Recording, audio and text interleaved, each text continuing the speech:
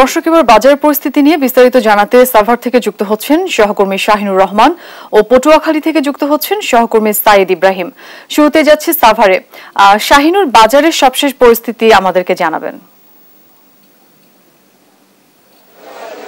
অরিন, আপনাকে ধন্যবাদ। আসলে আমি এই মুহূর্তে আছি সাভারের যে পাইকারি বাজার, এই বাজারে আছে। আপনাদেরকে যদি জানিয়ে রাখি, তীব্র তাপদাহর কারণে কিন্তু প্রত্যেকটি জিনিসের দামই কিন্তু বেড়েই চলেছে, এমনটি কিন্তু আমরা বাজারে এসে দেখেছি। আপনাকে যদি বাজারের পরিস্থিতিটা একটু দেখাইতে চাচ্ছি যে প্রত্যেকটি জিনিসের, বিশেষ করে সবজি থেকে শুরু করে প্রত্যেকটি জিনিসের দামই কিন্তু বাড়তি চলতেছে, এমনটি কিন্তু আমরা দেখতে পাচ্ছি। সেই সাথে আপনাদেরকে জানাই যে আজকে কিন্তু বাজারে আমরা আলুর কেজি পেয়েছি 50 টাকা কেজি এবং পেঁয়াজের কেজি পেয়েছি 60 টাকা কেজি এবং রসুন কিন্তু 190 থেকে 200 টাকা কেজি দরে বিক্রি হচ্ছে, এমনটি কিন্তু আমরা দেখেছি। এবং আদা 220 টাকা এবং 230 টাকা কেজি দরে বিক্রি হচ্ছে এবং কাঁচামরিচ কিন্তু 100 টাকা কেজি দরে বিক্রি হচ্ছে।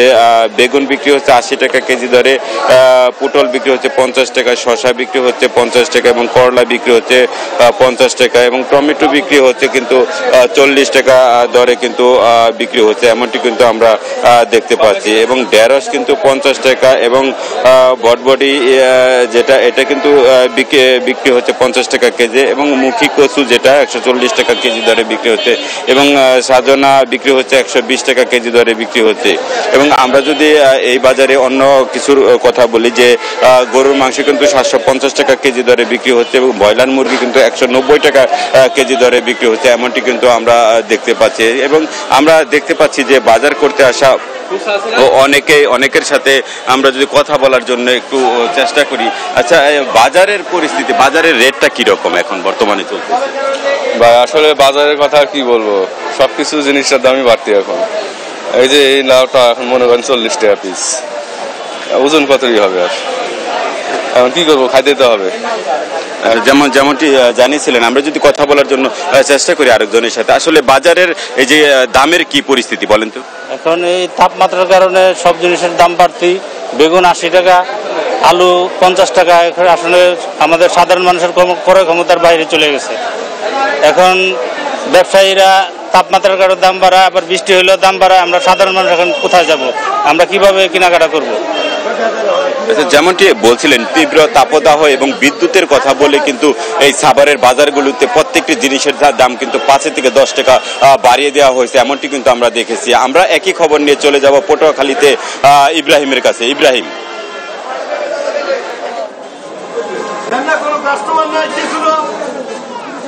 ধন্যবাদ শাহিনুর, আপনাকে যেমনটা আপনি বলেছিলেন। আসলে আমি এখন দাঁড়িয়েছি পটুয়াখালী পাঁচঘাট এলাকার বড় মাছের বাজারে। এই কয়েকদিন আগে আসলে তেঁতুলিয়া নদীতে অবরোধে যাওয়ার ক্ষেত্রে কিন্তু আসলে যে পরিমাণ ইলিশ মাছ পাওয়ার কথা ছিল, সে ধরনের কিন্তু কোনো ইলিশ মাছ নেই। আমি পটুয়াখালীর সব বাজারগুলো ঘুরেছি, সেখানে কিন্তু কোনো ইলিশ মাছের দেখা নেই। আমি যদি একটু দেখাই ক্যামেরা পার্সনের মাধ্যমে, তাহলে আপনি দেখবেন যে বাজারে কিন্তু কোনো ইলিশ মাছ নেই, শুধু সাধারণ মাছ আছে। কাতল মাছ বলেন, রুই মাছ বলেন, এছাড়া কিন্তু চিংড়ি মাছ থেকে শুরু করে আপনার অন্য যে মাছগুলো আছে সেই ধরনের মাছ আছে। এবং ক্রেতার সংখ্যা এতই কম যে মাছের দাম এত বাড়তি, সেই বাড়তি থাকার কারণে কিন্তু আসলে মাছগুলো কিন্তু কমে গিয়েছে। এবং আমি এখানে যারা বিক্রেতা আছি তাদের সাথে কথা বলেছি, সে আমাকে জানিয়েছেন যে আসলে যে পরিমাণ গরম পড়তেছে, এই গরম পড়ার কারণে কিন্তু আসলে এইখানে এই মাছগুলো নেই। আমি একজন বিক্রেতার কথা বলবো, আসলে মাছ না পড়ার কারণ কি? গরম, প্রচুর গরমের কারণে মাছ গভীর জলে চলে গেছে, এই জন্য মাছ কম পড়ে এখন। ধন্যবাদ। যে শুনলেন যে আসলে মাছ পড়ে না, এই জন্য যে গরম পড়ার কারণে কিন্তু মাছ পড়তেছে না। আমি আরেকজন বিক্রেতার সাথে কথা বলবো, তিনিও মাছ নিয়ে বলতেছে কেন মাছ পড়ে না। বর্তমান যে বাজারে যে মাছের দাম, গরমের কারণে এত যে দাম বাজারে মাছ, আমাদের এখন ব্যবসা করাটা খুব চাপ হয়ে খারাইছে। আগেই পড়াই যেতাম, কিন্তু এত দামের কারণে সাধারণ ক্রেতারা কেনার কোনো কারণ ক্ষমতার বাইরে চলে গেছে বাজার। ধন্যবাদ। আসলে শুনতে পাচ্ছেন যে মাছ কেন পড়ে না বা কি জন্য পড়ে না। আমি একজন ক্রেতার সাথে কথা বলবো যে আসলে মাছ কিনতে আসছেন, কেমন লাগতেছে আপনার? আমার মাছ কিনতে এসে আমি পুরো মাছ বাজারটা ঘুরলাম, কিন্তু আমাদের মধ্যবর্তী ফ্যামিলির মতো, সাধারণ ফ্যামিলির মতো এই মাছ কেনার বাহিরে, আমাদের মাছ কেনার ক্ষমতার বাহিরে। ধন্যবাদ। আসলে এই টোটাল বাজারে আসলে ঘুরে দেখলাম, কোথাও কিন্তু শেরপুরে মাছ নেই, যে মাছ আছে তার দাম কিন্তু অনেক বেশি।